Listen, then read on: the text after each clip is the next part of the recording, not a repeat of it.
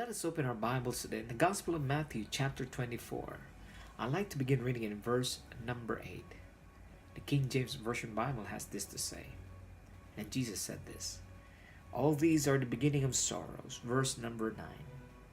"Then shall they deliver you up to be afflicted, and shall kill you, and ye shall be hated of all nations, for my name's sake." Verse number 10. "And then shall many be offended, and shall betray one another, and shall hate one another." Verse number 11. "And many false prophets shall rise, and shall deceive many." Number 12. "And because iniquity shall abound, the love of many shall wax cold." Verse number 13.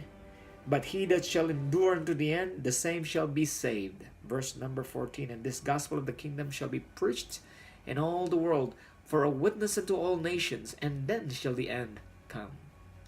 Verse number 15. "When ye therefore shall see the abomination of desolation spoken of by Daniel the prophet stand in the holy place, whoso readeth, let him understand." Verse number 16. "Then let them which be in Judea flee into the mountains." We're living in the edge of eternity. We're living at the threshold just before the Lord's second return as promised. And we have to be ready, to be prepared. Jesus gave us the warning.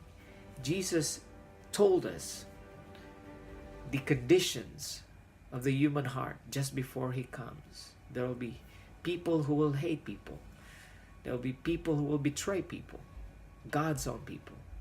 There will be people who will be deceived and will deceive others as well. And so Jesus reminded us today that we must endure unto the end.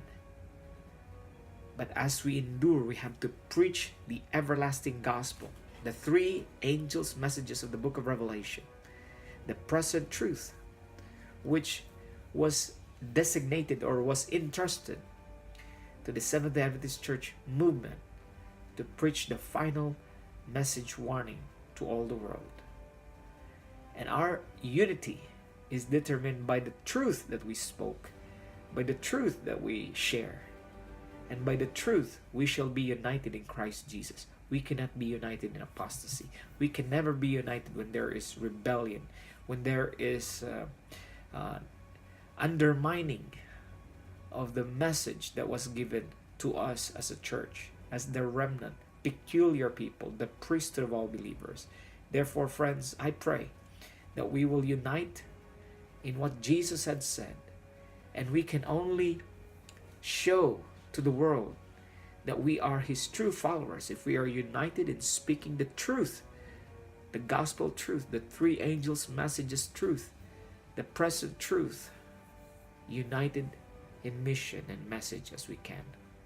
Let those who preach apostasy and worldliness in our church, from our church, the tares, they will be shaken out, and those who will remain will be those who will be saved until the end.